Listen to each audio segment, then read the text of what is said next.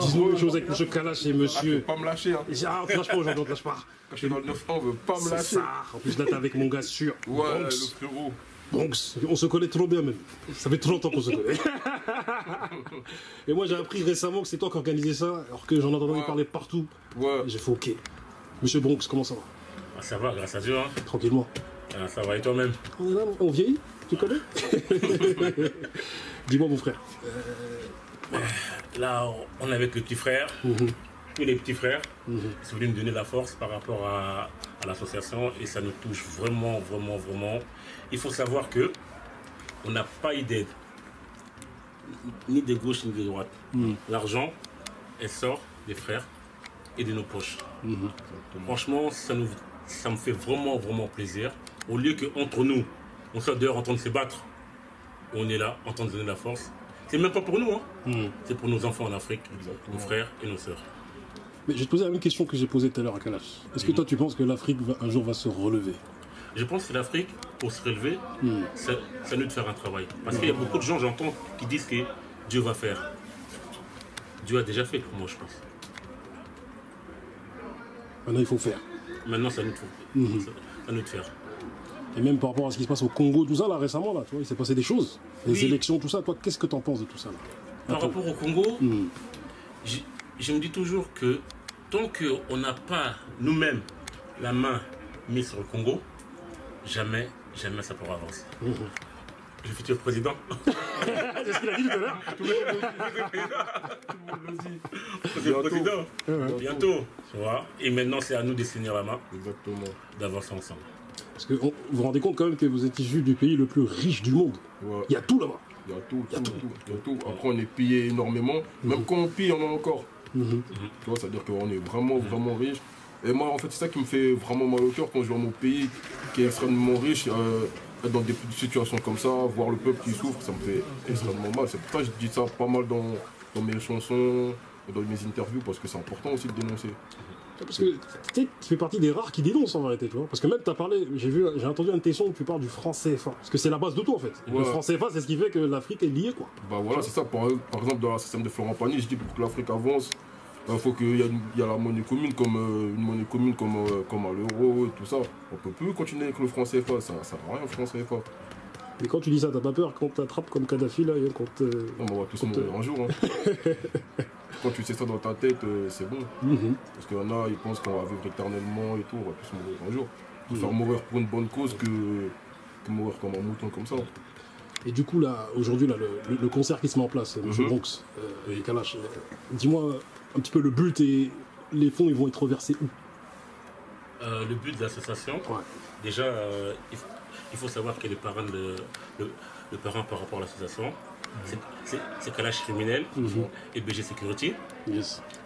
Tout ce qu'on va gagner là, que ce soit 50 centimes, ça sera de ramener pour l'instant au Zaïre, construire les orphelinats, parce qu'on ne compte pas seulement rester au Zaïre, on compte vraiment faire l'Afrique. Exactement, c'est ça le but. On compte vraiment faire l'Afrique. S'il faut qu'un jour, mais voilà. On va se propager partout en Afrique. Effectivement. C'est ça le but. Un jour, s'il faut qu'on vienne en France aussi, on viendra en France. Parce qu'en France aussi, on est chez nous aussi. Ah, mais c'est ça. Les matières qu'on voit là, ça vient de chez nous. Aujourd'hui, je pense qu'il y a beaucoup de gens qui ont peur de notre génération parce qu'on mange comme eux, on s'habille comme eux. Ils me comprennent.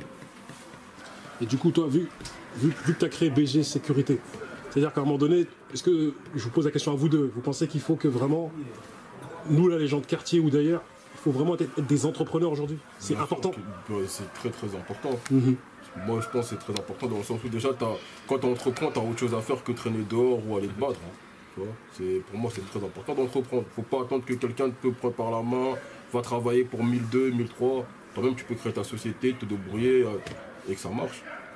Pour moi c'est très important l'entrepreneuriat. En plus tu vois, ce qui est fort, c'est que vous deux vous venez vous venez de villes qui sont les villes les plus pauvres de France. Parce que Sevran, Grigny aujourd'hui a passé Grigny est en tête aujourd'hui. Grigny aujourd'hui c'est le première ville la plus pauvre de France. Sevran est je crois 3e ou 4e. C'est vrai.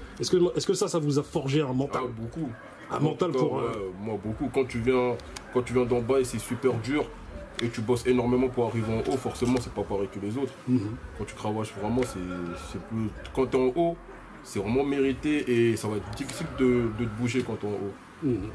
Tu connais ce grand comment c'est de toute façon. Oui, Laisse tomber. oui, j'ai mon gars Barberiche à côté de moi, là. J'ai vécu un peu à Villepin, j'ai vu ce vent, je fais ah. Et toi, Bronx, on vient de Grigny là, voilà. Dis-moi, ça t'a forgé un mental, en plus tu viens d'une certaine mafia. Tu sers les dossiers comme ça. Pourquoi je suis obligé? Les dossiers comme ça. C'est comment? Ouais, nous, comme on dit, avant tout, moi je rends toujours grâce à Dieu. La délinquance m'a forgé. Je peux pas tout dire parce que mon passé, c'est mon passé. Je suis fier de mon passé et je suis pas fier de mon passé. Parce que mon passé m'a forgé. Et c'est grâce à mon passé, aujourd'hui à BG, aujourd'hui on devient numéro 1 en France.